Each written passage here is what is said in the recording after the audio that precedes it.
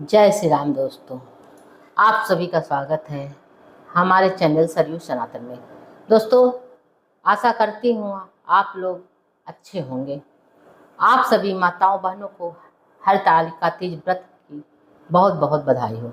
दोस्तों, आज हम बात करेंगे हरतालिका तीज व्रत में जो पहली बार जो मेरी माताएं बहनें पहली बार इस व्रत को उठा रही हैं वो कैसे करें। पहली बार वो व्रत शुरुआत कर रही हैं वो क्या करें, उसमें कौन सी वस्तुएं कौन सा सामग्री चढ़ाएं, इसमें शुरुआत में कैसे करें, या इस बार ये व्रत कर सकती हैं शुरुआत की नहीं कर सकती हैं। तो दोस्तों, आप इस व्रत को पहली बार 21 साल कर सकती हैं।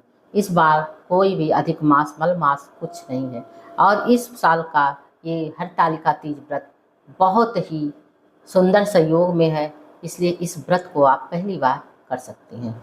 तो इसके लिए जो माताएं बहनें पहली बार तीज व्रत रख रही हैं, जो जिनकी नई शादी हुई है, जिन महिलाओं की वो जो ये पहली बार तीज व्रत रख रही हैं, या जो लड़कियां पहली बार तीज व्रत रख रही हैं, हम उनके बारे में बात करेंगे। तो इससे पहले हमें करना क्या होता है कि व्रत में देखिए, हरतालिका व्रत एक कोई भी व्रत हो तो एक दिन पहले से ही उसका नियम का पालन करना होता है। तो एक दिन पहले आप सारी सामग्री इकट्ठा करिए, तो और मेहंदी लगवाइए। आप नए वस्त्र, अगर पहली बार आप व्रत रख रही हैं तो नए वस्त्र बहुत ही ज़्यादा जरूरी होता है, तो इसलिए आप नया वस्त्र जरूर ले लीजिए अपने लिए, क्योंकि व्रत के दिन नया वस्त्र पहनना जरूरी होता है। और अब इसमें यह है कि आप कहाँ से वस्त्र, मायके से, कुछ लोगों के यहाँ ये व्रत मायके से आता है। तीज तीज का बहुत ही, हरतालिका तीज का बहुत ही बड़ा महत्व होता है, तो मायके से उनके लिए वहाँ से मम्मी पापा उनके भेजते हैं, तीज भेजते हैं लड़कियों के लिए जिसकी नई नई शादियाँ होती हैं, तो उनके यहाँ से आता है तो व्रत करती हैं। और बहुत लोगों के यहाँ ससुराल से होता है तो ससुराल में व्यवस्था होता है तो वहाँ से ही कर लेती हैं। तो जिस प्रकार से आपके यहाँ होता है उसी हिसाब से आप करिए। तो इसमें पहले एक दिन पहले ही आपको क्या करना है, इसमें 5 चीज़ें, सुहाग की आपको 5-5 चीज़ें लेनी होती है। जैसे आप 16 श्रृंगार, 5 जगह 16 श्रृंगार आपका होगा। जैसे 5 जगह क्रीम, 5 पाउडर, 5 काजल, 5 बिंदी, 5 सिंदूर, मतलब आदि जितनी सामग्री सुहाग की होती है वो 5 जगह आपको रखनी होगी। और इसमें एक सबसे शुभ मुहूर्त होता है, जो चाहे वो पहली बार रख रही हो या जो आप चाहे पहली बार रख रही हो या जो माताएं बहनें मेरी व्रत रख रही हो, सबसे बड़ा चीज इसमें होता है, प्रमुख चीज होता है बांस की डलिया। तो 5 आप बांस की डलिया ले लीजिए, उसमें पांचों में वो श्रृंगार का सामान आपको रखना है। तो ये सब आपको एक दिन पहले ही व्यवस्था करनी होती है। और अगर आप पहली बार जिनकी शादी हो गई है उनकी बात बता रहे हैं, जो हमारी बेटियां रह रही हैं, लड़कियां रह रही हैं, उनके लिए तो चलो ठीक है, वो एक ही जगह रख के छू लें सामान, तीज वाला जो होता है श्रृंगार का। लेकिन जो पहली बार शादी के बाद उठा रही हैं उनके लिए बहुत ही ज़्यादा ये महत्वपूर्ण काम है। वो 5 जगह श्रृंगार का सामान रखें। साड़ी, ब्लाउज, पेटीकोट, श्रृंगार का 5 जगह सामान, ये पार्वती जी के लिए रखें। अगर आपके पास है व्यवस्था तो आप एक छोटी सी बिछिया या कील वगैरह जो भी हो आपके पास तो रख सकते हैं। अगर नहीं है तो कोई बात नहीं, ऐसा नहीं है कि अगर नहीं है तो आप व्रत नहीं रख सकती हैं, रख सकते हैं। अगर आपके पास 5-5 हो जाता है तो आप 5 रखिए, जरूर रखिए, क्योंकि ये तीज का बहुत ही महत्वपूर्ण व्रत होता है, हरतालिका तीज। तो अगर नहीं है तो भाई आप एक जगह भी रख के कर सकती हैं, लेकिन अगर है तो आप 5-5 जगह श्रृंगार का सामान रखिए। और 5-5 फल रखिए, 5 केले रखिए, 5 अमरूद रखिए, 5 सेब रखिए, 5 संतरा रखिए, मतलब 5 फल, पूरा 5-5 होनी चाहिए। और 5 जगह 5 डलिया में श्रृंगार का सामान होना चाहिए। साड़ी, ब्लाउज, पेटीकोट, और उसके बाद से उसके ऊपर आप जो है उसके बाद आप जो है, जो भी आपके पास हो, छोटी सी बिछिया कील जो भी हो आपके पास, उसको आप व्यवस्था एक दिन पहले कर लीजिए। मेहंदी वगैरह लगवा लीजिए। शाम में लहसुन प्याज का सेवन ना करिए। आप क्या, वही है नियम, बाल अगर एक दिन पहले धुला जाता हो तो आप एक दिन पहले धुल लीजिए। और अगर व्रत वाले दिन धुला जाता हो तो आप व्रत वाले दिन धुल सकते हैं। कहा जाता है कि ये तीज जो है, ये तीज व्रत होता है, हरतालिका तीज होता है। अगर आपके यहाँ नदी हो तो आप नदी में जरूर स्नान करिए, क्योंकि जिसके यहाँ नहीं नदी है तो कोई बात नहीं, वो घर ही में गंगा जल डाल के स्नान कर सकता है। इसमें नदी में नहाने का भी बहुत बड़ा महत्व होता है। तो आप ऐसे भी, अगर नदी है आपके यहाँ पर, स्नान करने जाए तो बाल तो भीगेगा ही भीगेगा, तो उसमें कोई शैम्पू तो करेगा नहीं, बस वैसे ही डुबकी लगा के नहा लेगा। तो आप इस नदी में स्नान भी कर सकती हैं।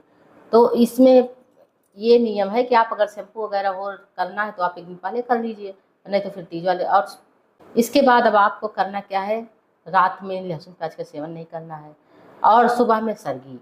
हम आपको फिर यही कहना चाहते हैं कि सरगी जो है लोग 4 बजे तक खाते हैं, लेकिन हमारा मानना है कि सरगी 2-2:30 बजे तक, 3 बजे के अंदर ही आप खा लीजिए। और सरगी में क्या खाना है, आप सरगी में ऐसा कोई चीज़ मत खाइए जिससे प्यास लगे। हाँ, और एक दिन पहले आप तेल मसाला थोड़ा कम ही खाइए, क्योंकि तेल मसाला नमक ज़्यादा खाने से प्यास लगती है। तो आप जब उठिए सुबह तो सरगी खाने में आप सरगी खाइए। सरगी में आप जो है नींबू पानी चीनी का शरबत बना के पी लीजिए, ठंडी चीज़ें खाइए और सेब खाइए, खीरा खाइए और आप जो है चाय पी लीजिए। और सबसे महत्वपूर्ण चीज़ होता है ग्लूकान डी। ग्लूकान डी आपको एक आधे गिलास पानी में कम से कम 4 से 5 चम्मच ग्लूकान डी डाल के अगर आप पानी पी लेती हैं तो आपको पूरे दिन प्यास का एहसास नहीं होगा। तो इसलिए आप ग्लूकान डी जो है ज़्यादा पिए, ग्लूकान डी पीजिए। और मिठाई खाया जाता है इसमें, मिठाई खा के तब व्रत रखा जाता है, तो आप इसमें मिठाई खाइए।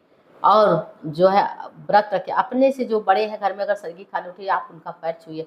हाँ, स्नान करके सरगी खाइए और सरगी खाने के बाद फिर आप एक बार ब्रश कर लीजिए, क्योंकि दांत में कुछ फंसा ना हो। अनाज का सेवन इसमें नहीं करना चाहिए।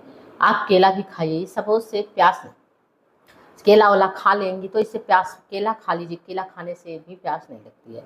आप सुबह उठिए, ब्रह्म मुहूर्त में उठिए, स्नान करिए, भगवान शिव और पार्वती माता पार्वती की पूजा करिए, फूल अर्पण करिए, व्रत का संकल्प लीजिए। संकल्प लेने के बाद आप जो है व्रत रखिए।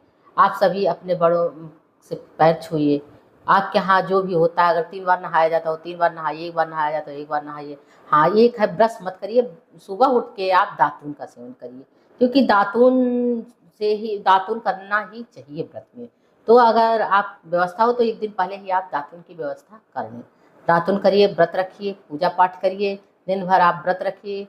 अगर आप में शक्ति है तो आप पहली बार अगर रख रही हैं व्रत, अगर तो पूरा दिन 24 घंटे निर्जला रखिए। अगर नहीं है तो आप शाम में पूजा करने के बाद आप पानी ग्रहण कर लीजिए, पानी पी लीजिए, चाय पी लीजिए, पानी पी लीजिए। इस प्रकार से आप जो है व्रत रखिए। शाम को जो है प्रदोष काल में आप पूजा पाठ करिए। जो भी श्रृंगार का सामान है 5 डलिया में रखा हुआ है, अगर आपके यहाँ होता हो तो ब्राह्मणों द्वारा करवाइए, नहीं होता है तो आप खुद ही चढ़ाइए मंदिर में या घर में।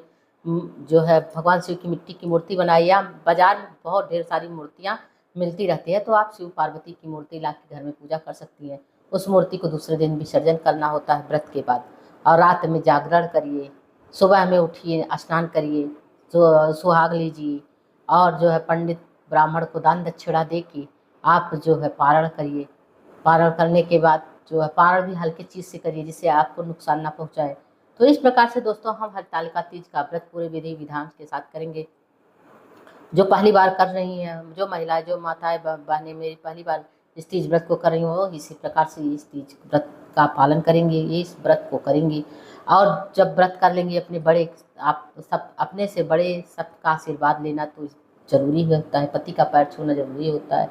इसी प्रकार भगवान शिव पार्वती से अपनी मनोकामना कहिए कि आपका सुहाग अखंड रखें। आपको जैसे माता पार्वती का सुहाग अखंड है वैसे आपका भी सुहाग अखंड रहे। उनसे अपनी मन की बात कहिए, अपनी मनोकामना कहिए। इसी प्रकार से आप दूसरे दिन पारण करके व्रत को संपन्न करिए। तो दोस्तों, आप लोगों को ये मेरी जानकारी कैसी लगी? हमें आशा है कि अच्छी लगी होगी। तो प्लीज़ आप हमारे इस वीडियो को लाइक करिए, सब्सक्राइब करिए, कमेंट करिए, शेयर करिए।